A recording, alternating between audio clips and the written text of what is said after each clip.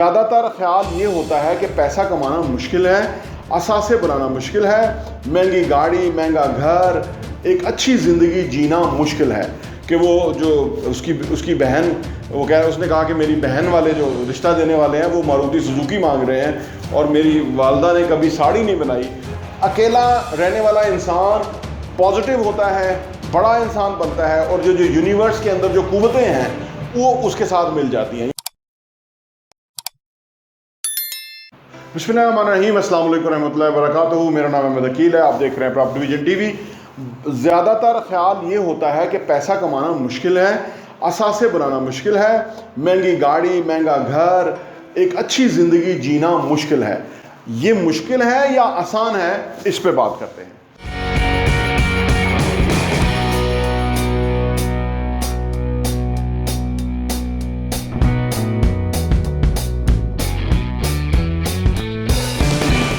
عام طور پہ یہ تصور کیا جاتا ہے کہ امیر ہونا مشکل ہے، پیسہ کمانا مشکل ہے، گاڑیاں، گھر، یہ چیزیں لینا مشکل ہے۔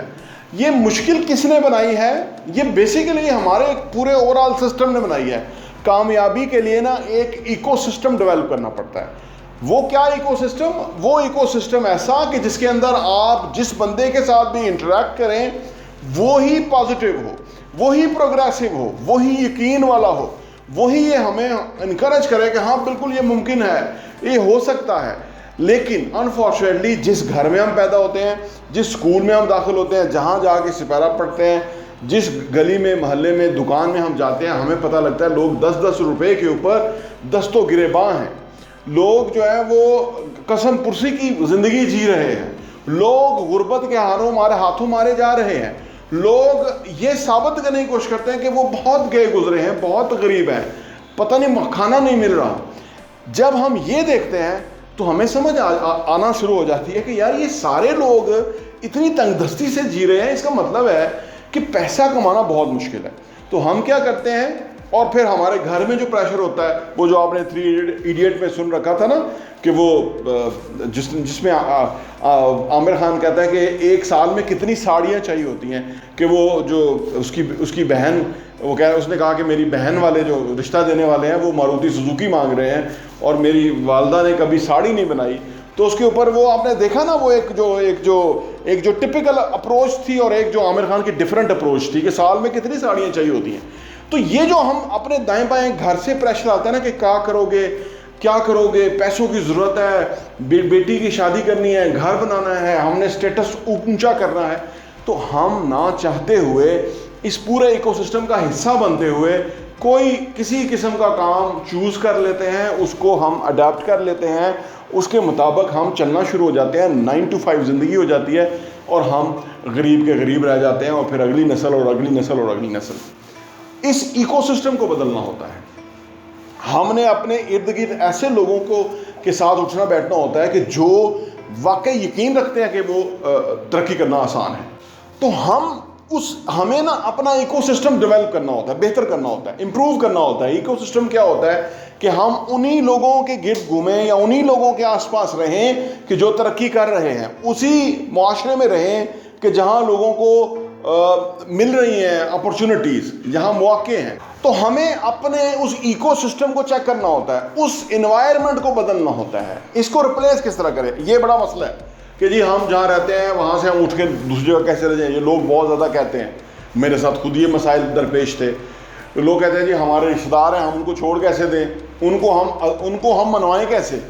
ہم ان کے ساتھ آرگومنٹ کرتے ہیں تو وہ لڑائی کرتے ہیں، وہ آگے سے لڑتے ہیں، وہ کہتے ہیں وہ اپنے آپ کو انکمفرٹیبل فیل کرتے ہیں کہ یہ بندہ بڑی بڑی باتیں کرنا شروع ہو گیا ہے، یہ بندہ کتابوں کی باتیں کر رہا ہے، یہ بندہ دنیا کے بڑے بڑے لوگوں کی باتیں کرتا ہے۔ تو وہ کیونکہ وہ بڑے بڑے لوگ نہیں ہوتے، وہ خود تو انہیں اندازہ ہوتا ہے کہ یہ شیخ چلی کے خواب ہیں، یا یہ ہوا میں باتیں ہیں، یا یہ اپنے قدم زمین پہ رکھنے چاہیے، یہ اس طرح کے خیال آتے ہیں، اپنی اوقات نہیں بھولنی چاہیے، یہ باتیں کرتے ہیں وہ معاشرہ۔ تو اس کے اندر سوال یہ پیدا ہوتا ہے بڑا اہم کہ ہم اس کو کیسے ہم بدلیں، اس اپنے ایکو سسٹم کو، اس اپنے آلے دوالے کو، اس اپنے جو لوگ ہیں ان سے ہم کیسے الگ مختلف ہو نہیں سکتے، لوگوں کے درمیان ہی رہنا ہے۔ تو اس کے لیے میں تجویز پیش کر دیتا ہوں، باقی آپ کی اس کے اوپر جس طرح سے بھی آپ سوچتے ہیں وہ آپ اس کو اپنے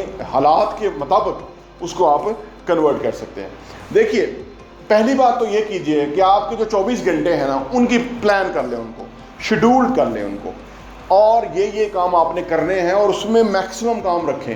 16 گھنٹے کا کوئی ایکٹیو پلان بنائے اپنا، ایکٹیو پلان۔ دیکھیں ہوتا کیا ہے نا، آپ کے خیال، آپ کے ذہن کے اندر نا بہت کچھ ہے، بڑے خواب ہیں، بڑی ڈریمز ہیں، بڑا کچھ آپ کرنا چاہتے ہیں، لیکن سوچنے سے نہیں ہوتا، صرف یہ دیکھتے رہنے سے نہیں ہوتا کہ بھی میرے بڑے خواب ہیں تو میں اس کے پرسو کرنا چاہتا ہوں۔ اس کا آپ نے ایک ایکشن پلان بنانا ہے جو کہ 16 گھنٹے کم از کم 14 گھنٹے 12 گھنٹے ہونا چاہیے۔ اس کے تحت آپ اپنی ایکٹیویٹی کا اسکیجول کرتے ہیں۔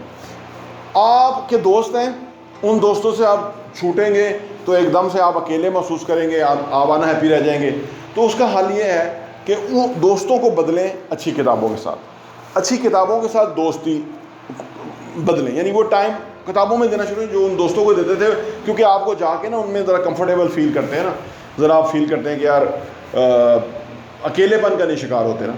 لیکن دنیا کی ایک بات یاد رکھنے کی ہے، دنیا کے جتنے گریٹس ہیں، جتنے بڑے لوگ ہیں، ہمارے آقا سرکار دو عالم صلی اللہ علیہ وسلم غار حرا میں چلے جاتے تھے اور کئی دنوں کا راشن بھی ساتھ لے جاتے تھے اور وہیں بیٹھ کے جو ہے وہ اکیلے بیٹھتے تھے۔ اکیلا بیٹھنا کتنا ضروری ہے، دنیا کے بڑے گریٹس اکیلے رہتے ہیں۔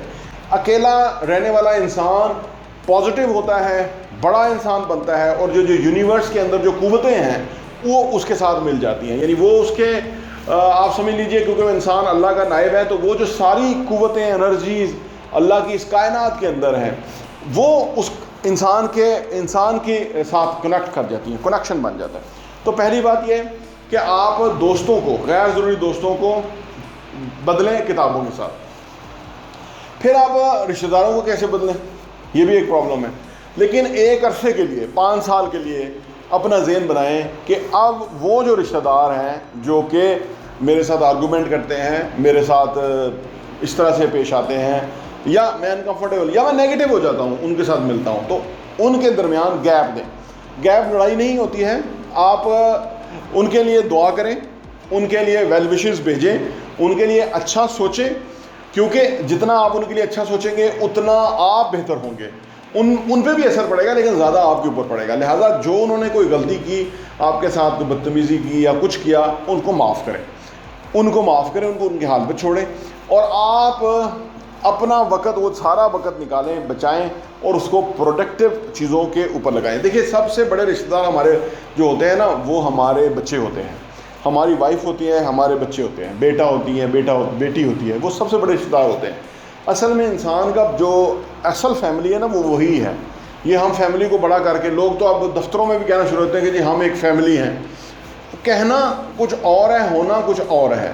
اصل میں ہم کوئی فیملی نہیں ہوتے، ہاں فیملی طرح ہمیں ٹریٹ کرنا چاہیے، لیکن ہم آفس میں آفس کی طرح ہوتے ہیں۔